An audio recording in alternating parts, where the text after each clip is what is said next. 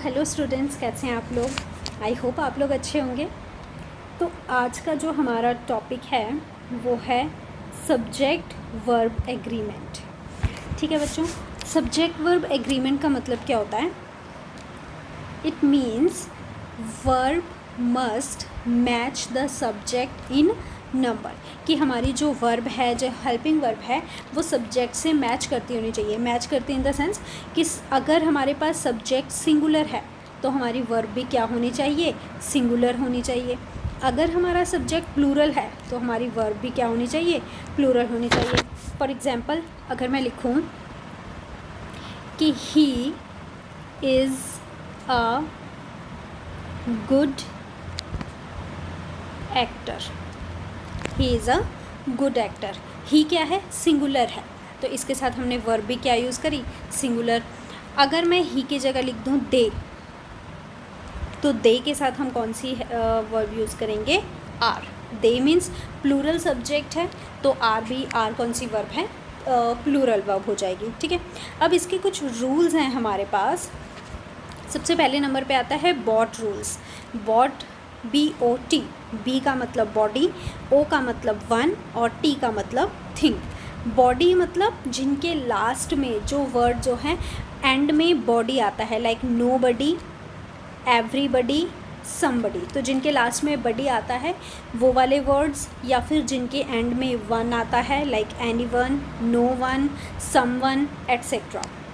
And जिनकी last में thing आता है, like everything, nothing, something, etcetera. तो इन ये वाले जो वर्ड्स होंगे वो उनको हम क्या मानेंगे, उनको हम सिंगुलर नाउन, मतलब कि वो नाउन कैसे होंगे, सिंगुलर नाउन होंगे। तो उनके साथ हम वर्ब भी कौन सी यूज़ करेंगे, सिंगुलर वर्ब यूज़ करेंगे। ठीक है, फॉर एग्जाम्पल, एक मैंने यहाँ पे एग्जाम्पल लिखा है, एवरीथिंग इज़ गुड। अगर हम यहाँ पे लिख दें कि एवरीथिंग का मतलब क्या होता है कि सब कुछ, सब कुछ मतलब बहुत सारी चीज़ें हैं। तो कई बार हमारे माइंड में आ जाता है कि प्लूरल है, तो कई बार बच्चे क्या कर देते हैं, आर लगा देते हैं, एवरीथिंग आर गुड। लेकिन आर लगाना क्या है, गलत है। एवरीथिंग के साथ हम हमेशा क्या लगाएंगे, इज़। ऐसे ही अगर लाइक एवरीबडी आ जाए तो वहाँ पे हम क्या लगाएंगे, इज़ लगाएंगे। एवरीथिंग आ जाए उसके साथ भी हम क्या लगाएंगे, इज़। और नथिंग आ जाए, इज़ लगाएंगे।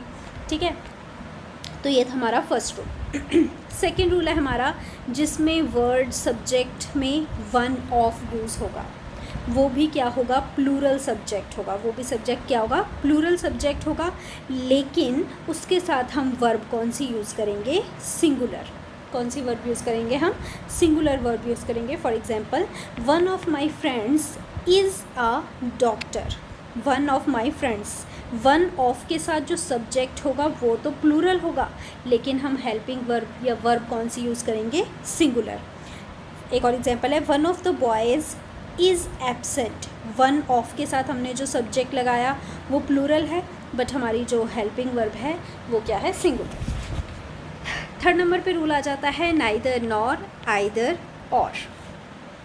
ठीक है, तो इनके साथ भी जो हम वर्ब यूज़ करेंगे वो क्या होगी, according to the nearest subject. मतलब इसमें जो वर्ब होगी वो किसके अकॉर्डिंग हम लगाएंगे, जो नियरेस्ट सब्जेक्ट होगा। अगर नियरेस्ट सब्जेक्ट प्लूरल है तो हमारी वर्ब भी प्लूरल होगी। अगर नियरेस्ट सब्जेक्ट सिंगुलर है तो हमारी वर्ब भी क्या होगी, सिंगुलर होगी। For example, neither you nor he is coming. यहाँ पे जो हेल्पिंग वर्ब के सबसे नज़दीक कौन सा सब्जेक्ट है, ही क्या था, सिंगुलर था। तो मैंने ही के साथ कौन सी वर्ब लगती है, इज़ लगता है, तो इसलिए हम यहाँ पे क्या लगा देंगे, इज़ लगा देंगे। एक और एग्जांपल, आइदर ही और आई। अब यहाँ पे नियरेस्ट सब्जेक्ट कौन सा है, आई। तो आई के साथ क्या हेल्पिंग वर्ब लगती है, एम, तो इसलिए मैंने यहाँ पर क्या लगा दिया, एम लगा दिया। ठीक है। Fourth is a compound subject joined by and generally takes plural verb. ठीक है, जब हम किसी सेंटेंस को एंड यूज़ कर देते हैं, किसी सेंटेंस में किसी सब्जेक्ट को जोड़ देते हैं, दो सब्जेक्ट्स को एंड यूज़ करके, तो वहाँ पर हम प्लूरल वर्ब यूज़ करते हैं, like you and I. You and I, दो सब्जेक्ट है ना, एक सब्जेक्ट यू है, एक आई है। तो यहाँ पे हमने दो को ज्वाइन किया है, तो इसलिए यहाँ पर हमने हेल्पिंग वर्ब आर लगाई, मीन्स प्लूरल हेल्पिंग वर्ब लगाई। लेकिन इसमें एक एक्सेप्शन है।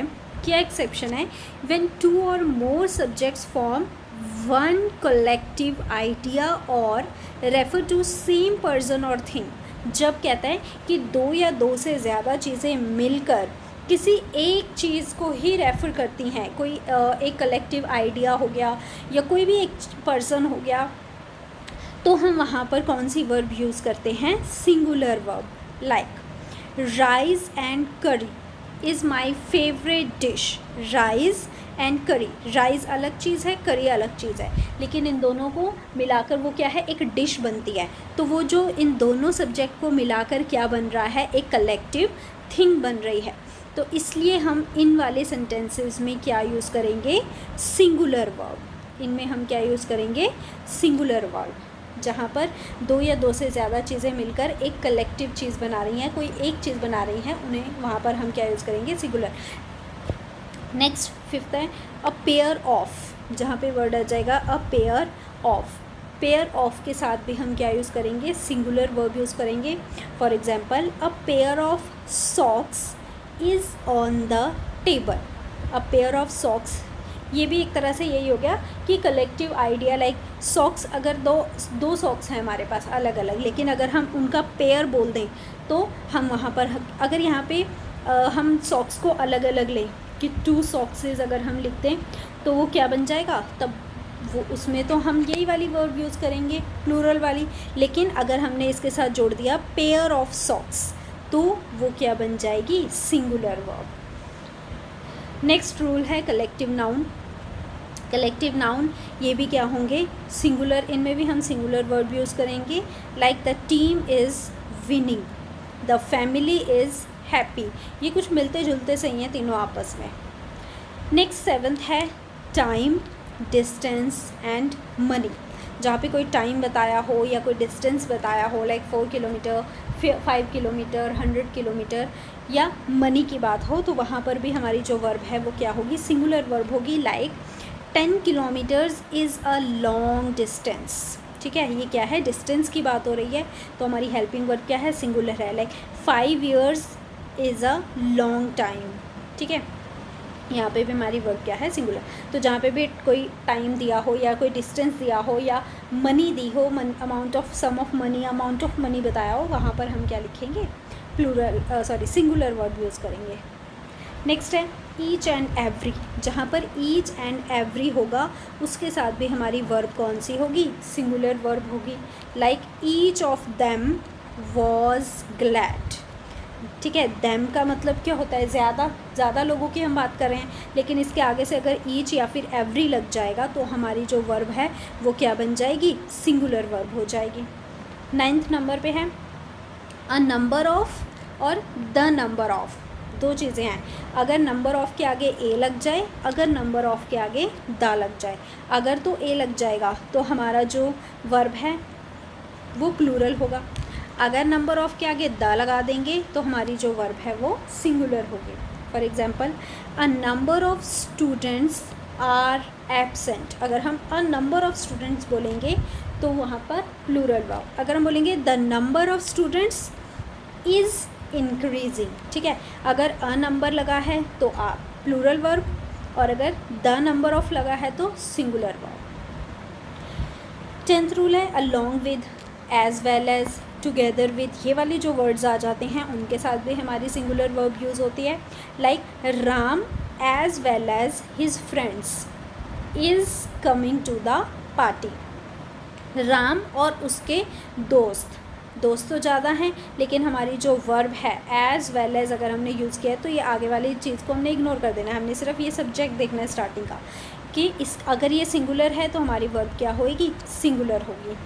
ठीक है, उसके बाद कुछ मैंने ट्रिक चार्ट बनाया यहाँ पे कि अगर ये वाले वर्ड्स आ जाएंगे हमारे पास तो वो क्या होंगे? उनके साथ हमेशा सिंगुलर वर्ब आएगी, इन वाले वर्ड्स के साथ हमेशा प्लूरल वर्ब आएगी, और ये वाले जो वर्ड्स हैं नाइदर, नॉट, बट, ऑल्सो, इनके साथ कौन सी वर्ब यूज़ होगी? जो नियरेस्ट सब्जेक्ट होगा उसके अकॉर्डिंग हम यूज़ करेंगे। ठीक है।